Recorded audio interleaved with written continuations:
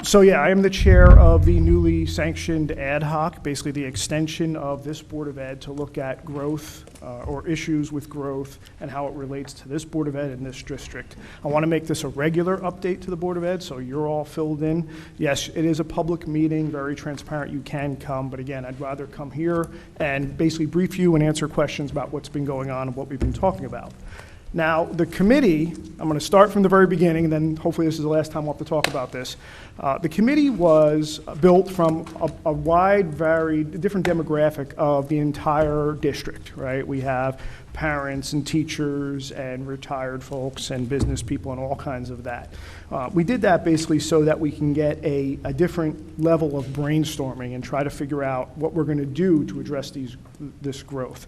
Now, the function of the committee, in case you've heard, is a little bit different than what we've done in the past. I mean, in the past, we've all gotten together as a committee, hundreds and hundreds of people. We've brainstormed ideas, we've vetted them, we've gone through, the same people have talked about it, and we've proposed them to the Board of Ed. This one, we thought, we're not going to be the sole source of ideas this time. We're going to go out to the community and ask them for help. Right now, why did we do that? Well, recognizing that a committee can't have all of the expertise that your community is going to have. We need to leverage all the educational expertise we have in town, teachers, administrators, past staff, all the people with the business acumen that we have, a lot of people with a lot of business expertise, a lot of political expertise that we have and how to move around the bureaucracy, and also the people that have this passion to see this school district succeed. So that's why we wanted to go out and solicit ideas. Now, that doesn't mean people on the committee couldn't have ideas too, but we wanted to just make sure we got a varied set of proposals to the committee. My son always says it's like we were crowdsourcing ideas for how to address issues with the district. Now, over several weeks, we held it open for several weeks, we extended it a little bit. We got 31 plus proposals. I think there was 2 extras that were actually submitted the night of the last day for the proposals. They all went to the committee, right? The only thing I asked Dr. Alwich to do was obfuscate the names or any kind of identifying remarks, but everything else was intact. And what we did after that was we met about 3 weeks ago to basically develop the proposal requirements, right? We didn't want to do it ahead of time. We wanted to do it in collaborative. We wanted to do it in public so everybody saw what we were doing. We also had to establish expectations. Going into this, there was a lot of expectations about we're going to do this or we're going to do that, and we had to make sure that the committee knew that all we can do basically is recommend to this Board of Ed what we think is a really good idea or we think is a good idea for growth or addressing some of this. And that's pretty much where it stops. All right? I always say that this committee, the Ad Hoc Committee for Growth, is an extension of the Board of Ed. It's a temporary committee that the Board of Ed is using to basically source ideas. So after that, what we did is we had to address these 31, or we had to look into these 31 plus proposals, 32 or 34, whatever it is now. We broke it into 2 different phases, right? The first phase we always call triage. That's what we always call it, where you basically get out of the ones that A, are illegal. You know, some of the proposals were illegal, not overtly illegal, but things you can't do because of state law or municipal law. Anything that was unethical, you know, they recommended firing people or massive layoffs or stuff like that. Anything that negatively impact thorough and efficient education, we removed. And the last one, which actually is really important, but you have to keep remember, anything that wasn't under this Board of Ed's purview. So when we had stuff about this state and have the state do this and have this, again, we weren't going to review those because there's nothing this Board of Ed can do in that aspect. So once that was done, we developed that set of requirements. We also developed the requirements for an advanced review. So that's going to be the ones that have the meat and the ones we really want to dig into. And there were basically 2. Were they 2 requirements? Are they sound and able to be implemented by the Board of Ed? And the other one was it worth expending this Board of Ed's resources? We don't want to come to you with a bunch of ideas and it's not in the realm of even being considered. So those were the 2 basically stratifications of review that we were going to do. Now, the one thing I will say as a caveat is some of them had good ideas and some triaged ideas mixed in. We pulled out the good ideas. We said we'd put them in a bucket, and those would be other ideas that we could mix together later on. It wasn't that it was an all or nothing, we don't like something on there and it's gone. We did try to yank out what we had, and there was some very common threads, which I'll get to at the next meeting, not this meeting, because I told Kathy I'd try to keep this to about 8 minutes. So where are we now? If there's any questions on that, I can answer, but where are we now? So we removed 59% of the proposals. Roughly 19 of them didn't satisfy the triage because of one of the things I talked about. We have 13 pretty meaty ones left. We also have about 6 or 7 pieces from those other 19 that we have. Some of them do overlap with the 13. That's not a big deal. And we've requested more information from our experts now. This is where the experts come in, where we're relying on the board experts or any industry experts to come in and tell us more information about some of these ideas, to basically provide all that background information. Just a couple of things that we did keep on the list, I know, where we had a big discussion about donations and how far donations can come. Can you get $137 million in donations? Probably not, but maybe you can get enough donations for a new classroom, retrofitting a classroom or something like that. We had a lot of discussion about changes in sessions and the school year, which we're going to discuss tomorrow night. Again, these are ideas that we have to vet and discuss. We're not saying we're going with any of these. These are just some of the great ideas. One of the other things the committee did was we did ask for an updated demographic study, and I think it's under BA Report A2, so I would hope that you would vote for that. We need up-to-date numbers so we can basically feed them into some of these ideas we're looking at and get an accurate representation of what we're looking at. So, that was a lot, right? We are meeting tomorrow night at 6:30. Please come by. We're going over the action items from the last meeting. We had some, go look into some things for us. We were curious about how the district would do certain things. And we also requested some data, some class data, some grade data, things like that. We want to go over that. And then we will start doing the level 2 review of the proposals. This is the more meaty review of the proposals where you get into them and see if they actually hold water, not in light of education, but also in light of the district. Now, the committee does keep, I actually write them, and approves all of the minutes. They are approved by the committee. And they will be posted, I think, on the district website for everybody to review. Now, the reason I'm saying that is, I hate to bring it up, there were some minutes that were posted on social media that weren't 100% accurate. I want to make sure that people come to the committee, or you can call me or go Facebook message me, and I'll tell you any information you want.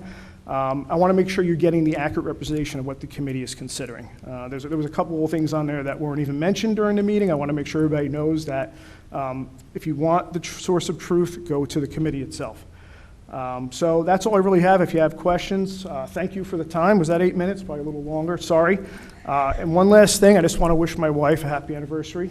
For the 3rd time, this is the 3rd board meeting that I've actually separated my anniversary. I do bring you to the greatest places, hon, sorry. So if there's any questions now, or if you want to wait till later, I can talk to anybody later. Does anybody have any questions for Mr. Masters? Mr. Pelori? I have a couple of questions. Did you look at the demographic report that was done last year? We looked at it, and that's why we came up with we want a newer demographic report, yes. Okay, so how many viable options do you have with the committee right now? 13 of them, I heard? We have 13 proposals.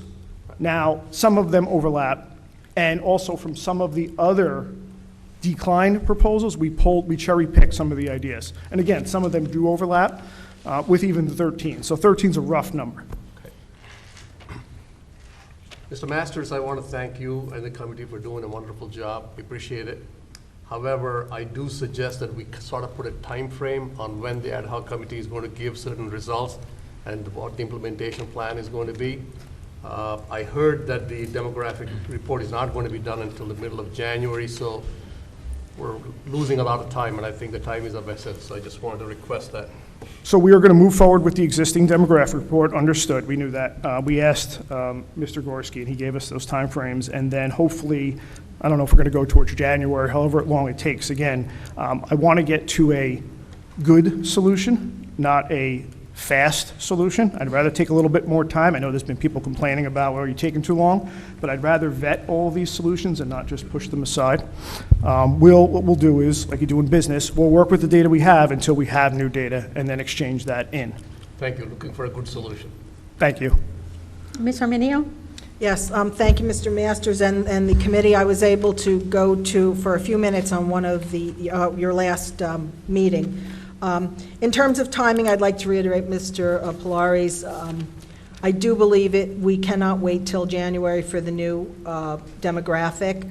I think that the committee, I mean, if we have some kind of projection, we know, I mean, all we have to do is walk right around Monroe and see all of the bulldozers and trucks going in and out, and I think we sort of get an idea that we are still moving forward. We have a settlement for the affordable housing that maybe the ad hoc committee can ask for the settlement, the affordable housing settlement, and that would give you really some idea of the amount of houses that will be proposed, okay? And, you know, some of them are going to be built right away, and some of them are going to take, according to them, between 5 and 10-year build-out, but we certainly want to be aware of that. So maybe if the ad hoc committee gets a copy of the settlement, that would be good. And also, I would ask that because we have social media and because we have all kinds of places where information can be posted, I would ask that we only post the information on the board website. And thank you for asking people to call you, but I think that would be inappropriate. I think it should, that the official and formal information should be only on our website. I mean, if other people do whatever they want on social media, that would be one thing. But for us to go to one source for information. So I would ask, and I don't know if I need a resolution for that or just make a recommendation. No, that was our intent, is to, once know. the minutes are approved tomorrow, to put the minutes on, to put the agenda on for tomorrow, and the list of who attends the meeting. Okay. So Well, but it will be Mr. on the Masters district yeah. website. Right, but he graciously said people can call him and get information, but I think we have to disseminate the information from one source. I rescind my offer. Okay, thank you. Don't call me. I just think for clarity's sake. No, that makes sense. It does make sense. Okay, thank you for your time. And for the affordable housing, that's a great idea. I've added it as an action item, and I will do that. Thank you, I'll yeah, follow because that. it's our reality, so It I would definitely is. ask that we consider that. Thank you, awesome Thank you. idea. Madam? Mr. Masters, Gorski. may I just add to Ms. Arminio's comment? The Educational Advocacy Committee and the Ad hoc Committee recommended an update to the demographic study, the enrollment projections. Yes, I was there. That update is required by the Department of Education for any submissions that would be for a forthcoming plan. But the last projections that we received from Ross Haber and Associates, particularly the short-term projections, the 1 to 3 years, are still very useful and accurate, and we feel comfortable using those and providing those to the committee to use. It's where you go longer in duration, they get a little bit fuzzy. But a 1 to 3 year outlook should be still very accurate and reliable from the most recent report. Well, unfortunately, we know that when this beautiful building was built, it was already close to a capacity. So I know 1 to 3 years, but I don't think it would hurt. So maybe I don't understand. Are you suggesting they don't take a look at the settlement paperwork? I am making no comment on the Okay. settlement, just the Okay. demographic study. Okay, that's fine. Yeah. I think they should include the settlement, because again, that's part of our reality, even though we have nothing to do with it. Mr. Ryback? I think, Ms. Arminio, I think the settlement, I could be wrong, but my memory serves me correct, I think it was 850 units for affordable housing for the town, and that's what I think they settled. Does that number ring a bell? But 2 years ago, yes. I think it's 850 units. So my question is, and I think they did this, in Ross Haber, I think that he include that 850 in his projections. It's my understanding, I think he did that. I believe that's correct. Well, I don't think it would hurt to give them more information No, than no, I'm less. not opposed to that, but I just want to say the But number was let's be 850. clear, the 850 is just the affordable housing aspect right. of the settlement. They do, what is it, 4 times? 4 to 1. 4 to 1. 4 to 1. So you multiply that by 4, Sure, and then you get what the absolutely. projected Well, I just housing wanted stock's to going to be. Get the number That's why it's clear for the important to take a 850. look at it. Thank you. Okay. Thank you, Mr. Madam President, one Mr. last thing I Polari. forgot to mention, I Okay. apologize. I think I've brought this up at the previous meetings. I think the entire community of Monroe, Lou, Masters, if you could have like an open session for the ad hoc committee, for people to come in and kind of look at and review some of the recommendations that are coming up, but also have people kind of give it their input, because I know that you're looking for emails and want to do this in a systematic way. We don't want to leave any stone unturned at the end of the day. Give them an opportunity sometime, at least in October timeframe. If you could do that, that'll be great. So, very helpful. Okay, thank you. I have no problem with that.